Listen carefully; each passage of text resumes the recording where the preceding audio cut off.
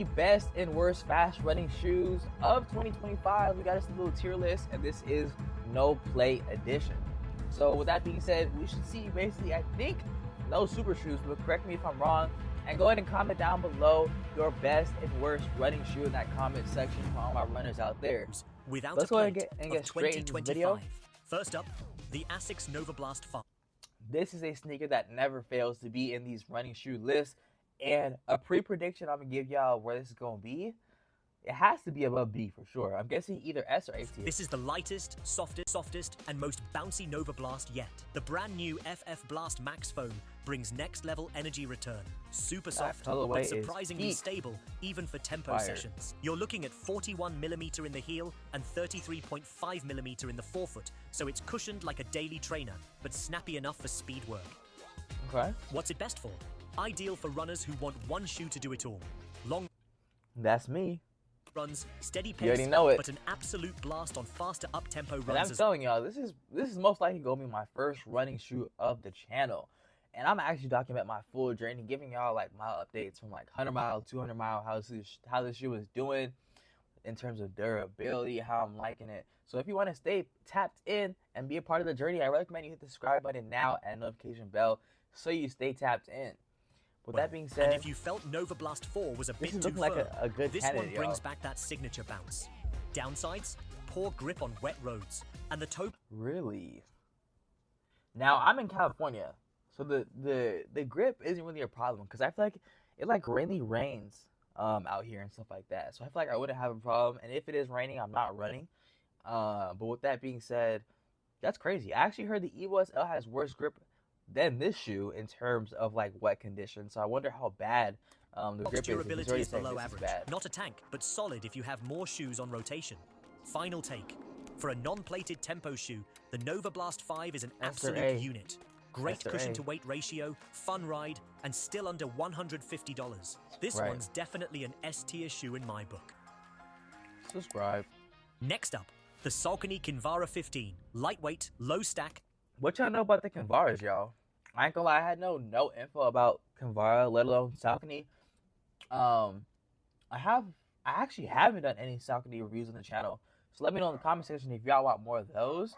And I hope y'all can't hear the dogs in the background. But anyway, Saucony, this looks like a, I'm not even gonna lie to y'all, off just visually looking at it.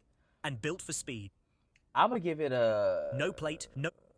I'm gonna give it, like, it has to be B and below for me. Style is a really big thing, and I feel like the better you look, the better you're gonna perform. So that's a really big thing that I stand on, and it's like, super foam. I don't know, it don't matter how light it is, no matter how comfortable it is. Stripped down, agile ride for runners who want full ground contact and control. You're getting 27.9mm in the heel, 23.5mm in the forefoot, with a 4.4mm drop, a firm power run midsole, and almost no rocker. It's designed to keep you working. The weight, just 194 grams. That's race flat light. And the flexibility is wild. It moves with your foot like a natural extension. What's it best for? Short tempo runs, strides, and fast sessions where you want responsiveness without bounce. Perfect if you're trying to strengthen your feet or work on improving your technique. It also breathes like a champ, one of the most ventilated uppers we've tested.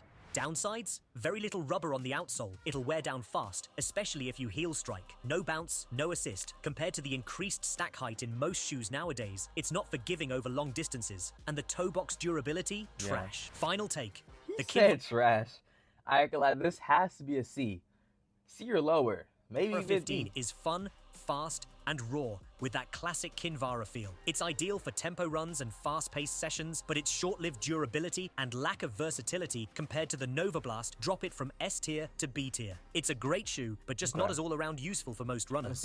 Next up, the Nike Pegasus Plus. This shoe brings Zoom X. The one thing, and I will say this time and time again, Nike never fails to, what's that word for it?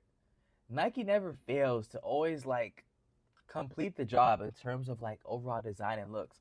Like this sneaker right here looks super fire, super clean. And you can even wear it, you can get away with it wearing it like in a lifestyle situation. That's what I love about a pair of Nike sneakers. Back to the Pegasus lineup, and it's noticeably snappier and lighter than your average daily trainer. You get 33mm in the heel, 24mm in the forefoot, and a 9.4mm drop. which gives heel strikers a familiar platform. The Zoom X foam here is soft and energetic, but it's been tuned down a bit compared to Nike's racing shoes. Much faster than the regular Pegasus, but think more versatile than explosive compared to Nike's plated models. What's it best for? Great for lightweight runners or anyone looking for a fast-feeling, non-plated shoe for tempo days or steady efforts. It's flexible, sleek, and way more fun than the regular Pegasus 41. Downsides? It's still overpriced, the toe box is narrow, and durability is just okay. Also, no gusseted tongue.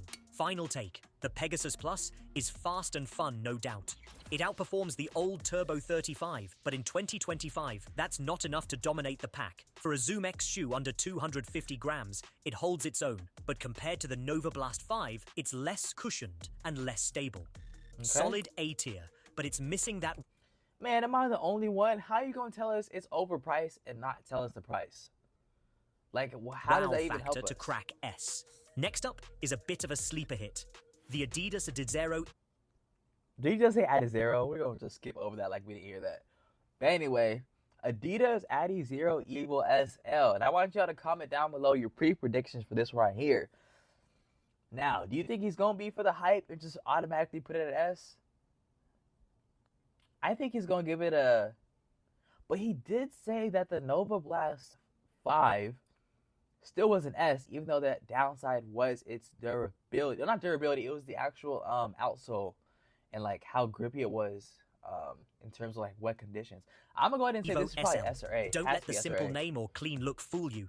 This shoe is packing 100% Light Strike Pro Foam, which is the same bouncy super foam found in Adidas's $250 race shoes. And somehow, they're offering it in a $150 plateless daily trainer. Wild. The ride is soft, light, and energetic, but with just enough structure to handle everything from easy miles to tempo runs. This isn't a racer, but you could definitely race in it if you wanted to.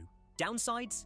The tongue is short, non-gusseted, and the laces are trash. Also, the upper isn't the most... But I'm kind of confused. What is it about the laces that makes it trash?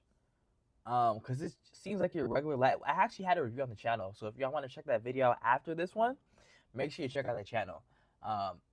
But what's wrong with the laces? I mean, they just seem like some regular laces. They didn't really seem like it was too much of a problem. So the upper isn't the most durable, but those are minor complaints when the ride is this fun and this efficient. So where does it land on the tier list? Honestly, it's right up there. It's not quite as plush and universally accessible as the Nova Blast 5, but it's more exciting than the Pegasus Plus and definitely more versatile than the Kinvara 15. For me, this is a very solid A-tier shoe. Could have been S-tier with better lockdown and a more durable upper. Next up, we have the Hoka Max 6. This is a shoe I really want.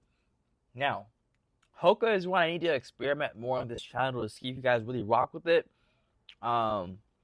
But yeah, I haven't really heard too much about the Max 6. To like more than I did. It's light, stable, and the new supercritical EVA is definitely a step up from previous versions. But when you stack it up against the competition, it just doesn't hold up. The cushioning feels fine, but not particularly lively. There's no plate, and when you try to pick up the pace, the shoe doesn't give much back. The narrow midfoot and tapered toe box won't suit everyone, and the poor durability in the heel padding is a concern for longer-term use.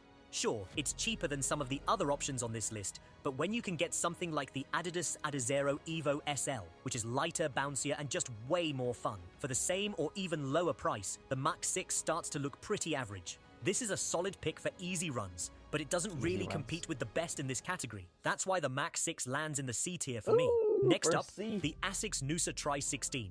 This Noosa Tri 16, I didn't even know they had this. One is much more than just a flashy race day sneaker for triathletes. Let's start with the obvious.